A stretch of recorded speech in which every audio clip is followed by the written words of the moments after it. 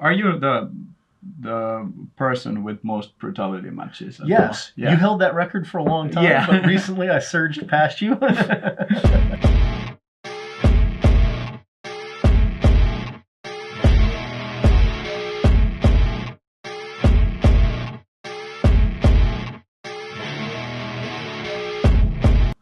Hello and welcome to the Gear Talk. Today's episode is spiced up by Les Winner. Good to be here, Yari. Good to have you on board. Could you give a quick rundown that how did you end up here and what's your background? Sure. I got hooked on brutality from the very first one out in Arizona back in 2018. Worked my tail off to get over here to get to through all the licensing and stuff, and it turned out to be an awesome match when I finally did get here in 2019. And I swore I would never miss another one, and so far I'm holding the streak. Yeah, you're probably the are you the person with most brutality matches? Yes, Yeah. you held that record for a long time, Yeah. but recently I surged past you. Good stuff. Yeah, and Les is also having the awesome YouTube channel called Pegasus Test. Exactly. So if you really want to see what's about in brutality matches and also the Finnish SRA, that's a good source to start. It's a real gem. Your channel, I enjoy it a lot. Thank you very much. Yeah. So we just completed the Finnish Brutality 2023, and how are we feeling at the moment? First day since the match is over that I'm not sore. Okay, that's a good. Which means it was a very good match. Yeah, and you did the full Monty like TST slash preacher. Yeah. Yeah. Only proper way to do it. Yeah. Okay, and the rest of us were running like a pretty slick and modern gear, all the CQP kind of ninja shit, but you had this. Can you walk us through that? What was the kind of the backstory? Sure. When I found out that armored slash TST meant that if your gear equaled what the armor had, you didn't have to have the armor. And I'm like, well, my patrol rig that I've used since the mid 1990s and stuff met the weight requirement very easily because, as we all know, if you carry all the gear for a mission, you blow through 12 kilos in a heartbeat. Yeah. And this is just classic US 782 gear. Updated with the Blackhawk stuff that in the mid 1990s was ridiculously modern and hip. Yeah. But basically, it's an H harness setup with extra padded shoulder padding here, which doesn't really make a difference for the gear, but when you ruck up, that extra padding once you ruck helps out really good. Standard USGI pistol belt. This is super awesome gear that they got right the first time, so no need to upgrade that. Upgraded butt pack, which I always keep in there, my wet weather top, because you never know when the weather's going to change. I always keep an MRE, change of socks, and some other mission essential comfort gear. Always go with 2 canteens because as awesome as hydration systems are, and they are the way of the future, when you need to water up, sending out somebody with all your canteens to get water is a whole lot easier than sending out with the hydration system. Yeah. And then I have 2 magazine pouches that are pretty much general purpose pouches. When these were designed, they would hold 5 Stanag magazines pretty snugly. Today in the modern era, they'll hold 4 PMags pretty well. But the nice thing about them is if you're in a team, they'll also hold 100 rounds linked 7.62 NATO. And they have these great little adjustable pouches on the side that can take anything from a US M18 smoke grenade down to something small like your compass, your GPS, or anything like that. And the other stuff I added for the match was pistol mag pouches, because we all know when you're patrolling, a pistol is kind of superfluous. And then an IR strobe for emergency situations. Yeah. And as a Marine, my good old trusty K-bar. Yeah. Good stuff. The belt kits you could think that they are obsolete, but for example, the Prius Army still runs them. What's your take on you have rocked that in your service and now in the matches? Like, how do you see the kind of pros and cons of the belt kit? As a patrol rig, I still think it's top tier. It gives you all the gear you need. It frees up your top. It allows your front to be clear. So like, laying in ambush, Yeah. hours on end, man, if you have a pouch that's not in the right place, it's up under your rib, it's causing you pain. This rig doesn't do that. Yeah. Yet I can also quickly reconfigure it should the mission change. So I think it's still as relevant as it always has been. Yeah.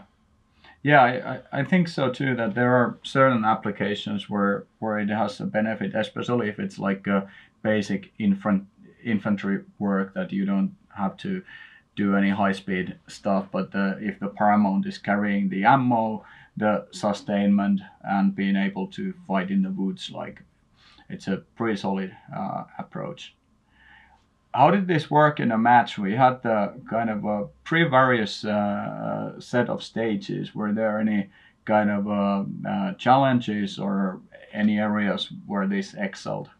Where it excelled was, I believe it was stage 8 stage 8 where we had the pack we had to carry. Yeah. This is where it excelled because I'm used to carrying a heavy ruck with this rig. Yeah. So when they rucked me up, it was no problem. Yeah. I don't know who put the whole packing less in that ruck. It was crazy heavy, but the rig didn't provide a problem, which I noticed a lot of guys running the armor did as they moved through the course. The pack would shift to one side or the other on them. I didn't have that problem at all. Where it worked against me was on stages 1 and 6 where we were inside the Patria. Yeah. I couldn't get through the gunner's hatch, and that just ate time because I had to find a way to work around it, and that was the only part of the match that was just really wasn't the optimal gear.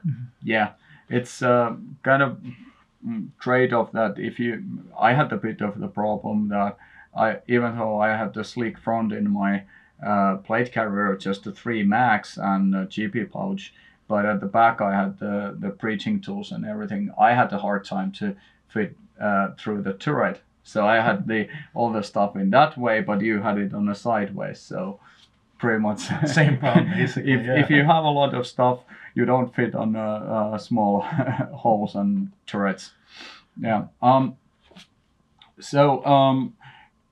We need to use the pistol as well. So you had that on drop leg, or how did you? Yeah, I used a standard US M12 holster on a US drop leg extender, both items which I got from Varstalika. It was a good enough for the match. It was a suboptimal setup because to draw the pistol out, I kind of had to cock my body over to one side to make clearance through the magazine pouches. But as I said earlier, in a patrolling mission, a pistol is kind of unnecessary. I'd rather use that real estate for ammo or mission essential gear. Yeah. This is very good setup and tried and tested, but do you see like any improvements? Did you notice that, okay, I maybe need to tweak this in a different manner, or is this like this is the setup what you're gonna run? Well, it has worked good for me for nearly 30 years. Yeah. But there are times to tweak it. As you notice, this thing is still based on Alice-type clips, and that is the definition of obsolescence right there. It needs to become something that's Mali/PALS based, and that's what I'm looking for. I would love to have a more modern butt pack, mainly because as good as Blackhawk made this, the waterproofing has worn out on it. Yeah.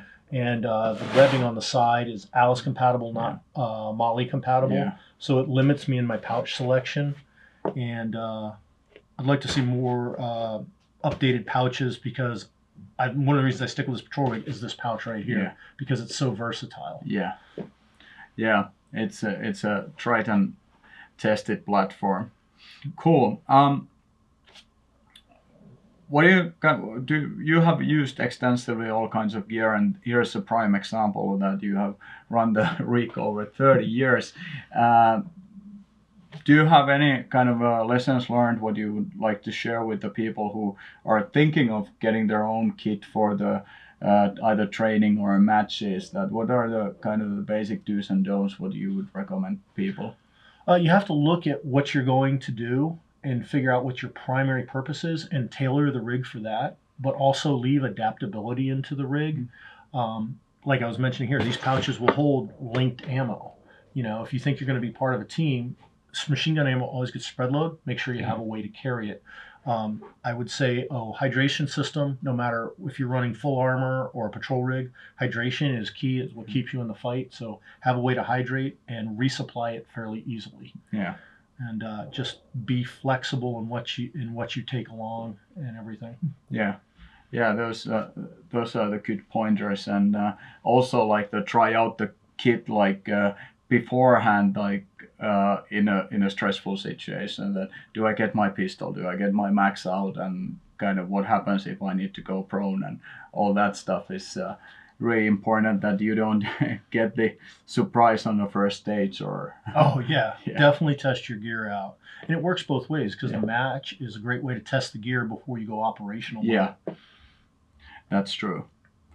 Okay. Hey, those were really nice and good insights. Great to have you here. It was great to be here, man. Yeah. Thank you. Pleasure, Yari. Until next time.